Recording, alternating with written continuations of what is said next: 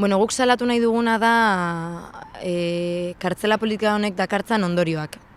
Salatu nahi dugu dispertsioak nola eragiten duen haur txikiengan, eta hain txikiak ez direnengan, bebai, gazte eta nerabengan. Badirela ertz anitz gure artean eta hitz egiten ez ditugunak eta landu beharrekoak direnak. Ara nola preso gaixoak, pertsona nagusiak, adineko pertsonak. Bueno, pasan astean egon ginen Sarek aurkeztu duen dosier berriaren aurkezpenean, ez? Eta Iñaki Barrutia psikologoak oso ondo kontatzen zuen zeintzuk diren puntuz puntu aurrengan nabariak diren eraginak, ez? Eta puntu bakoitza jorratzen zijoan ala, ni oso identifikatuta sentitzen nintzen, ez? Antsietatea, beldurra, regresioa, olako hitz teknikoak, azken finean zuk beti sentitu eta bizi izan dituzunak, azkenean ematen zaie izena, ez? Eta hori oso garrantzitsua da. Nik 9 nituenean hasi nintzen derrigorrezko bidaiak egiten, lehenengo ama, gero aita eta ama, eta gaur egun aita bakarrik ikusteko. Nik ez dakit esaten zer den normala, ez? Azkenean normalitza, oso zabala da. Nik badakit esaten zer den anormala, eta anormala dena da aita edo amarekin bizikidetza bat ez mantendu ahal izatea.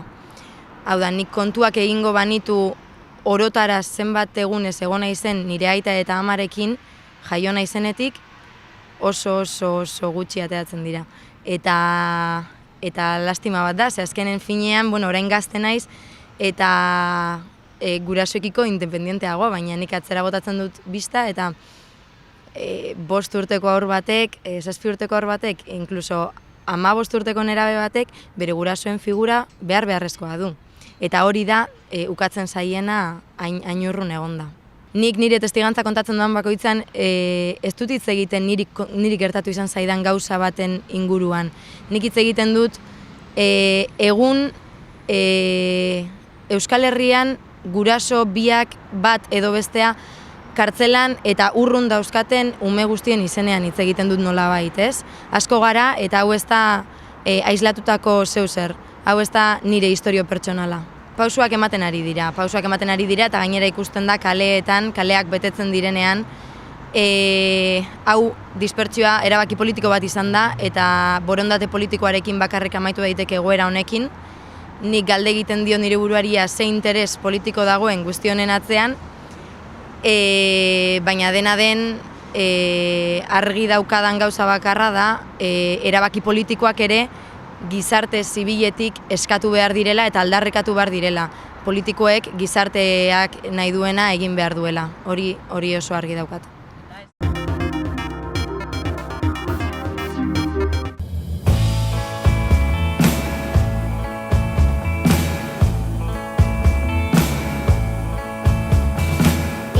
Ehunka dira gurean gurasoak edo senideren bat preso dutelako dispertsioan oinarritutako espetxe politikari aurre egiten dioten adin txikikoak, motxiladun haur gisa egin dira azken aldian ezagun, eta hoien egunerokoari begira jarriko gara gaur gaueko Gurean Gaur Plus saioan.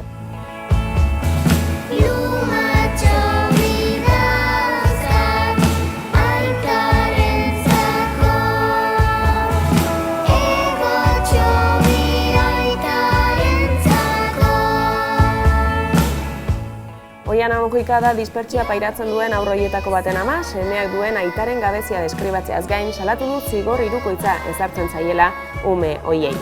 Netzat aurra jaio eta lehenengo bidaia Parisea 15 egun zitula ingenunean, nik aurroi kotxian sartu eta gaina bidaia bat, aita ezagutzeko bidaia bat, gaina jakin gabe, epailean baimenik eta ez genu jakin gabe sartu ahal izango zuen, ezagutu ahal izango zuen, esan nahi zut, nire sentsazio 15 eguneko aurrakin kotxien sartu nintzanean, hau da, hemendik eta denbora luze batian izango duen errealitatea. Hau da, egunerokoan aitan presentziai gabe bizi beharra, eta horrek esan nahi du, nire semiak, baina beste aurra hauetako asko bezala, inoiz lo hartu aurretiko ipui bat inoiz ez jola bere aita kontatu, goizetan esnatu denean inoiz ez zula bere aita horri zan, inoiz ez zula eskolara aitak lagunduko, zigor hirukoitza bizi dutela haurra hauek. Orduan, bat da netzat, egunerokotasunean, aita ama edo bile gabe bizi behar izatea.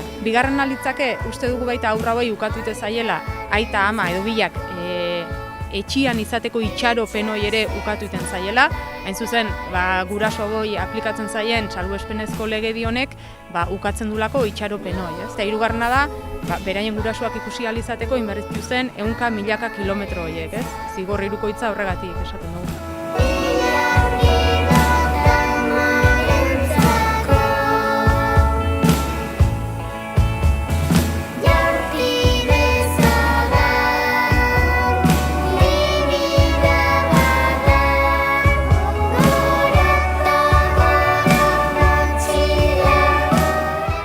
Dispertsioa pairatzen duten aurren egoera ezagutarazteko dinamika martxan jarri zuten hain justu, dispertsioaren ondorio berezitua ikusarazteko mugikak gurean azaldu duenez.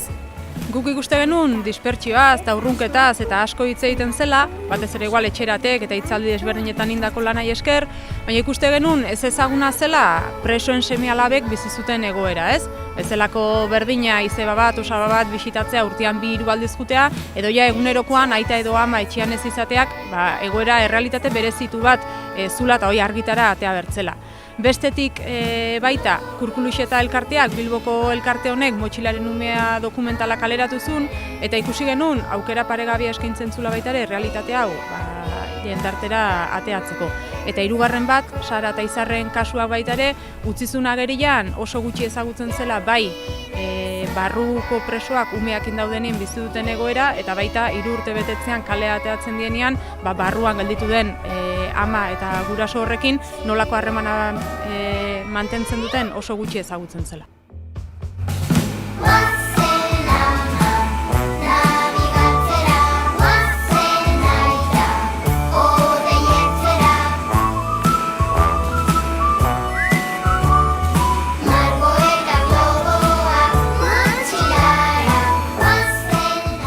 Eta dispertsioak eragiten dien adin txikikoen kasuak aztertuta dosier bat osatu dute, baina baita beste zeinbait euskarri ere, egoeraren berri ahalik eta gehien hedatu ahal izateko.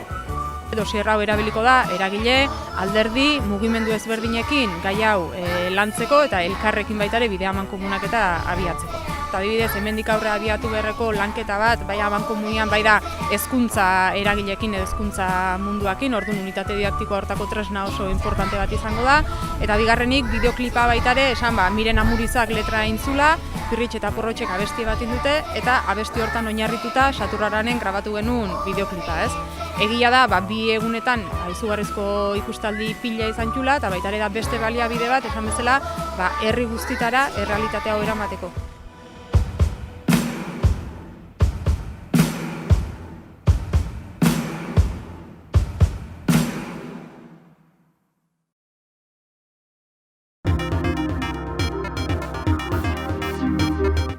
Ataramin argitaletxeak 15 urte bete dituen honetan eta Durangoko azoka atejoka dugularik, aurtengo lanak aurkeztu dituzte.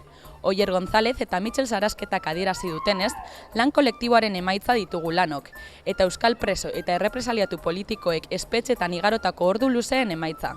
Aurtengo urtekariaren portada, Itziar Moreno preso bilbotarrak ilustratu du. Durangoko azoka heltzear dugularik, Ataramin argitaletxeak aurtengo lanak aurkeztu ditu. 2002 urtetik euskal preso eta errepresaliatu politikoen lanak batu eta zabaltzeko ardura izan du elkarte kulturalak, eta aurten ere nobedadez gainezka dator. Oier González eta Mitxel Sarasate arduratu dira Durangoko azokan eskuragarri izango ditugun aurtengo lau lanak aurkezteaz. Badaulako alegin kolektibo enorme bat, ezin dugu imaginatu sorkuntza lanak, zelan persekutatuak dian espetxean, eta orduan ja hasten gara eraikitzen konplizidade sareak, zenideekin, gero editatzerako orduan, editore ezberdinekin, orduan olako lan kolektibo sekulako bat, lan hauek kaleratzeko ez? Sortzaileak kartzelan dauden bitartean, ezta? Ataramin lan kolektiboa dela, guk ezingo genuke lan hauek argitaratu jende askoren konplizitatearekin eta lanarekin izango ez balitz, hasteko kartzelan daude egileen lana eta bestetik kartzelatik gure eskuetara ekartzeko hainbat jenderen eskutatik pasatzen diren eta askotan pasatzen diren bezala. Anekdota bezala, ez? Esan gutariko, hemen asaltzen diren sortzaietariko batzuk, haien lanak zapatetan izkutatuak ateratzen dituztela bizitetan, ez? Hori da kontestua. Eta gainera hor badago, ez? Sarrenandiaren kartzelako koplak, ez? Ruper Ordorikak musikatutako, ez? Olerki eder hori. Eta olerkiaren azken aipuan, ez? Funtzionariak paper bila ari dira zeldetan kantatzen da edo esaten da, ez? Funtzionariak ez dabiz arma bila edo barroteak zerratzeko erraminta bila. Paper bila ari dira zeldetan dio kantak, ez da? Eta horra zegazten da, ez? Ze balore dakan sorkuntzak espetxean, ez? 13 sortzaileren lanak batzen dituen urtekaria. Ibon Muñoa Eibartarraren udaberrian biziko gara olerkaria. Xabier Ugartek eta Kepa Etxebarriak elkarlanean osaturiko Aselko eta Otxoko bertsotan aurrentzako ilustrazio liburua. Eta Errezel Berdeak, Jesus Mari Zalakainen bizipen liburua ditugu, aurtengo argitalpenak hain zuzen. Beti botatzen dugu bautade hau, ez? Baina egia bat da. Editorial gutxi egongo dira, desagertzeko bokazioz sortutakoa, baina gu bagara bat, eta lehen desagertzen baldin bagara, asko hobeto. Badago hor sorkuntza eta espetxeaz, erreflexionatzen duen aipu zoragarri bat, Joseba Sarrenandiarena, eta Joseba Sarrenandiak hala dio, barnean daukadan mundua ez da barnean daukan gelan kabitzen. Eta sorkuntza, idaztea, marraztea, bada barne mundu hori elikatzeko beste manera bat.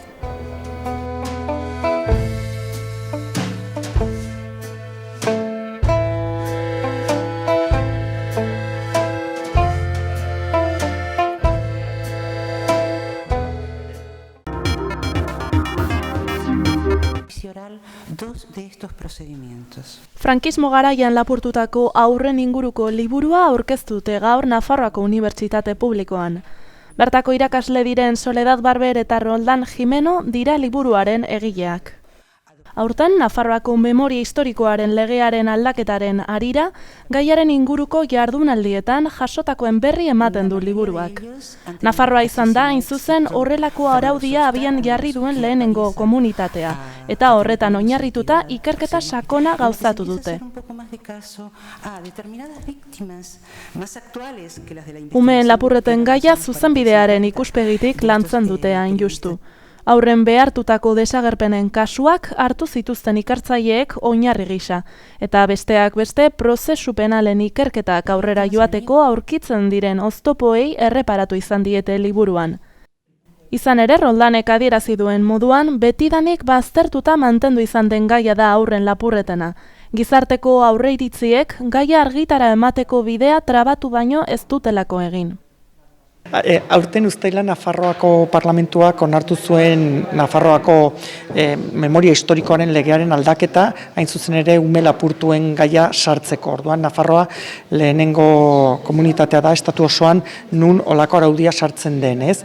Eta horrekin edo horren harira jardunaldi hauek antolatu genituen, hori aitzakia izan zen Nafarrokoa, baizik eta guk ikusi nahi genuen zuzenbidearen arlo guztietatik, zuzenbide pribatuaren ikuspegitik, nazioarteko zuzenbide publikoa, nazioarteko zuzenbide pribatua, zuzenbideen historia, zuzenbide penala, zuzenbide konstituzionala, gaia nola lotuta dagoen Espainian, eta arazo juridiko pila ematen duen gaia da.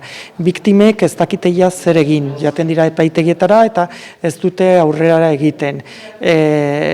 Beti ezertan gelditzen da kontua, ez? Orduan, gaiari eutsi nahi genion ikuspegi anitz horretatik, ea behingoz, behintzat doktrinaren ikuspegitik, irizpide batzuk ematen genituen horren arira, ez? Estatu mailako kasuak ez ezik nazioartekoak ere aztertu izan dituzte. Besteak beste Argentina eta Irlandan gertatutakoak. Euskal Herriari dagokionez, izandako kasuen zenbaketa egitea oso zaila dela azaldu du Roldanek. Horretan, Nafarroako eta Euskadiko SOS Bebés Robados elkarteak ari dira lanean.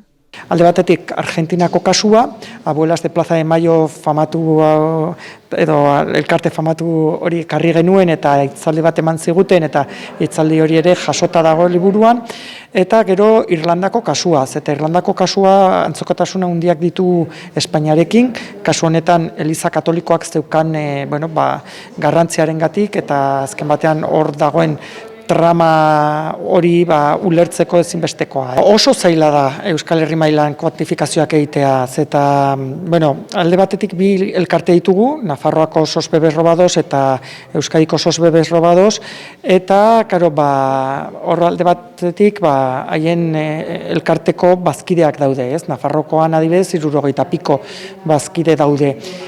Haurren lapurretez gain, frankismo garaian preso izandako amen gaia ere lantzen da liburuan. Orduko emakume presoen eta horien lan bizitzaren azterketa jasotzen baita.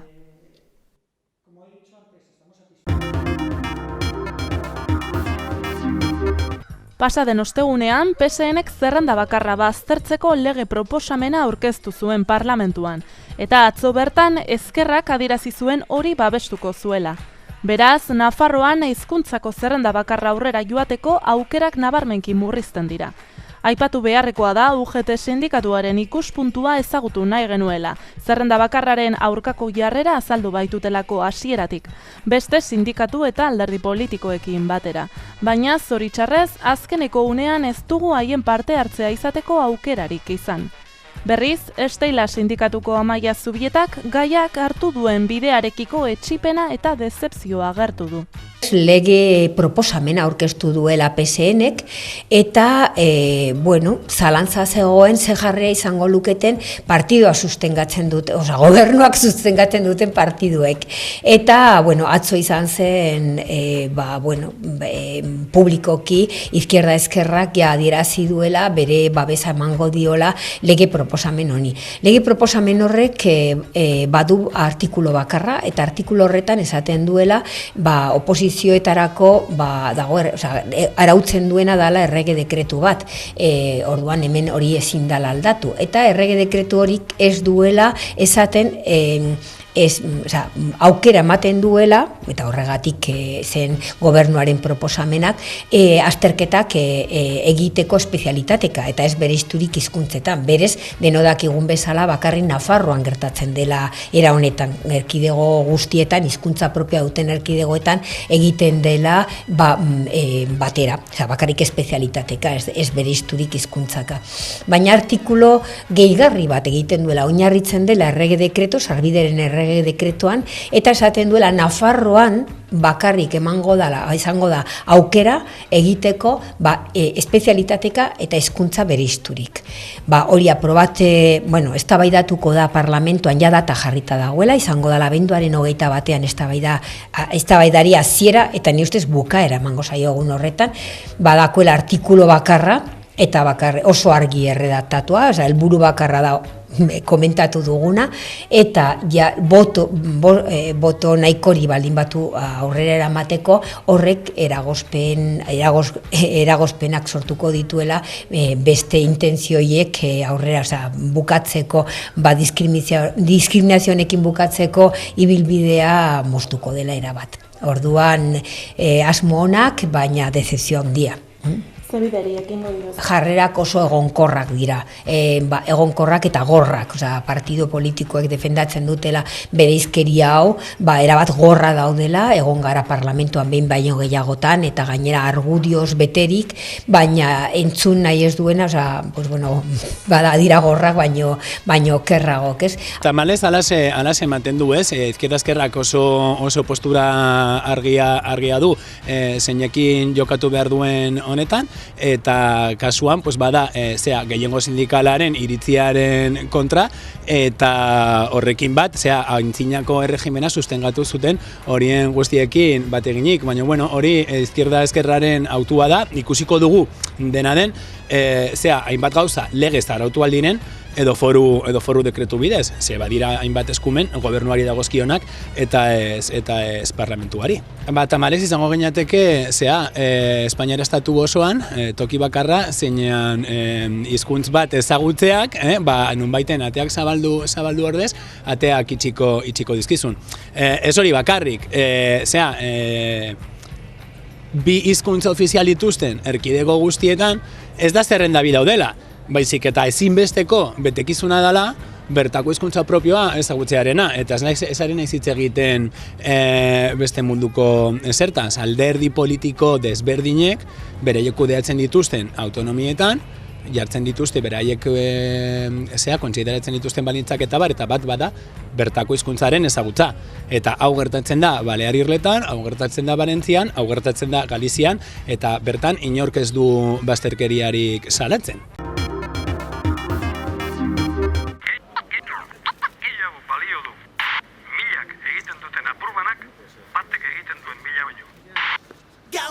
Euskal Herri osoko erakundeek eta euskalgintzako eragileek elkarrekin aurkeztu dute hiztunen ohiturak astintzeko Euskaraldia proiektua eta ildo hori sakontzeko asmoa agertu dute Arabako, Bizkaiko eta Gipuzkoako erakundeek euskararen egunerako adierazpen bateratuaren bitartez.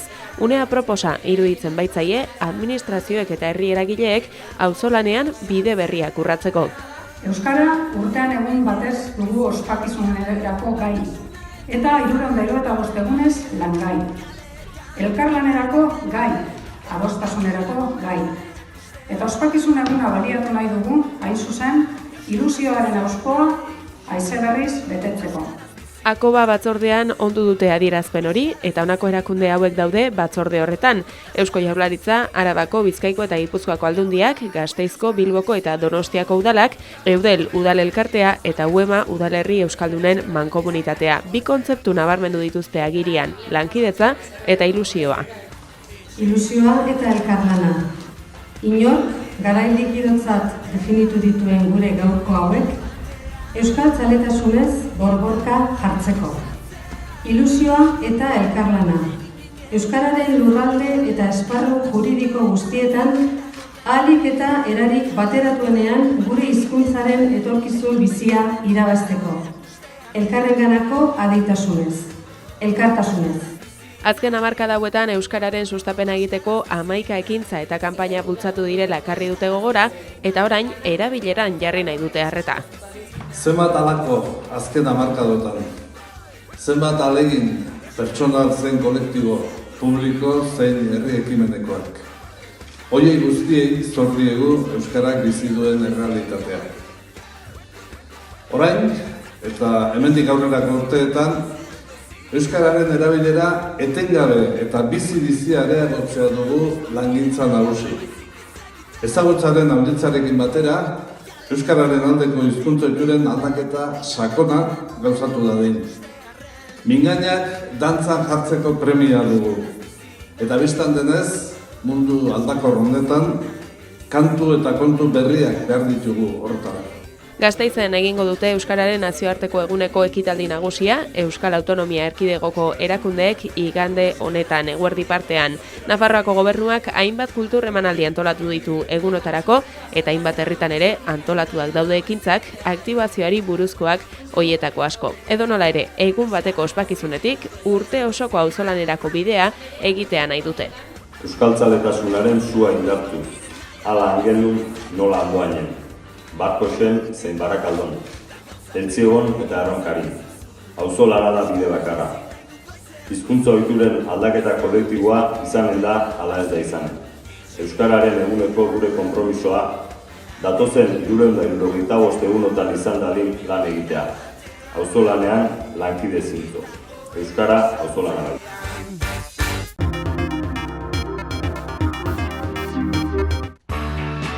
Letrak eta futbola elkarri bizkarra eman gabe baina perfilez elkar begiratu diren bi disiplina. Kronista zarren garaitik Kami, Basket Montalban edo Kirmen Uriberen pasio militantera, bidetik aldentza ideologikoa, koherentzia eta posturaren arteko erdibidean.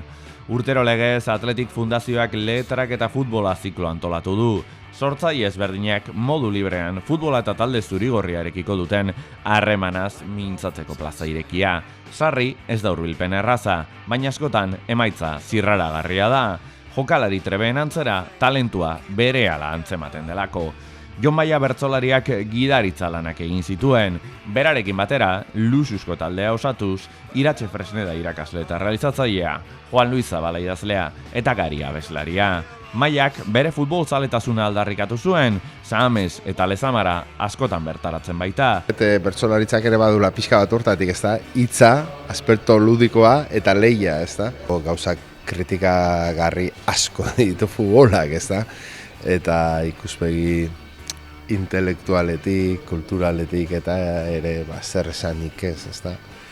Baina badu zerbait gure alde irrazionala konkistatzen duena. Anekdota dauzkat, bertso batzuk egitearen truke nola joan nintzen Valentziako finalerako baderrei. Fresneda Gabarraren belaunaldikoa da, orduko Bilbo zinematografiko eta gris bezain zaharmangarri horren ikur, kilometro eskasetara dagoen Arrigorriagako neskato baten begiradatik. Eta ikastolan gertatu zen, eta sekulako jai izan zen, nik gogoan dudan, eta bizi izan dudan behar bada jairik handiena izan zela. Bilbo zikin, ilun, baina baita ere berezi baten ez da. Ondoren, futbolak emakumezkoentzat tokirik eskainiez eta aldendu egin zen. Osterare, talde zurigorriak emakumezkoen ekipoari ateak ireki ostean berriro bertaratzeko. Izan ere, Juan Luis Zabalak azaldu moduan, futbola haurtzarora itzultzeko modu bat da, eta urteak aurrera joan ahala, Azkoitiko kaleetan garaje bat porteria gisa erabilita jokatzen zuen ume horretara itzuli baita. Poliki haurtzarako hori bueltatu egitzen ere gana, eta konturatu nintzen, hor barruan sartutan neukala futbolzaletasun bat, orain berriro, atera dana eta neurri batean kudeatzen dudana aldudan modu. Taldekako kiroletako girotik aparte, Zabalak nahiago izan dut txirrindularitza, baina mende honen hasieran Realak maila mantentzeko izan zituen komeriak sortutako kezkak eraginda berriro ere hurbildu egin zen. Gari frontmana izan da, aurrelarien antzera golegilea, erremetatzailea destakatu izan duen figura, kasuntan mikroaren aurrean eta kitarra batekin. Bizkarra emanda bizi ziren arren, 80ko hamarkada sozialki ulertzeko ezinbestekoak diren bigako euskal futboloen tituluak eta rock radikal basko delakoaren agerpena dira. Bi estanda sozial, askatasun egarriaren ispilu, imaginario kolektiboan hiltzatuta geratu diren irudi, ikono, idolo eta kantak. Marka horietan gure mundua eta futbolaren munduan, ez da euskal futbolaren munduak, hor mundu horietako zubiak, ez dakit ziran ala ez, baina nik uste oso mundu kontrakoak zirala. Umetan, familiaren dendan Atletikeko jokalari mitikoak ikusten zituen Garik, eta hortik garatu zuen bere lehendabiziko hurbilpena. Ondoren, Bittor Arkiza lagunaren eskutik, Samamesen 40.000 entrenatzaile biltzen direla ikusita, nahiago izan du ostasuna mantentzea. Nik uste hori nabarmena dela, baina ez bakarrik Samameseko estadioan, edozein tabernetan sartzen baldin bazea astelehenean, guztia dira entrenatzaileak. Baina ese Cordoba, que cojones, aketxe me cago en la leche, ez? Osea, esan nahi dut, ez futbolak harreman hori du. Gero eta gehiago nik uste, ez dakit, nik futbolarekin harreman estua izan detenen, ez sekula neure burue holan kokatu, ez inoiz holan ikusi. Hala ere, jakin badaki, Aritza Duriz eta Raul García rock izarrak direla, Jonikasen antzekoak, aktitudea eta doaiak elkarlotuz. Bai, jarrera, nik uste bera eta baita ere hau García, ez? Raul García, ez? Horiek dute jarrera bat, behintzat, kanpotik ikusten den jarrera oso deigarria. Futbolak rock izarrak ordezkatu dituela Garik, eta zaio arrazorik falta. Gauzak asko aldatu baitira kamara da. Egun, Legazpiarrik ezagunena, Irene Paredes baita, rocketik futbolera eta emakumezkoak lehendabiziko lerrora ekarriz. Martxoan, Atletik Fundazioaren eskutik, saiakera berri bat izango dugu. Kasu honetan, ikusentzunezkoen eskutik, Thinking Football jaialdiarekin. ezinbesteko hitzorduak herri kultura, hegemonia, aizia eta kritika soziala uztartzeko.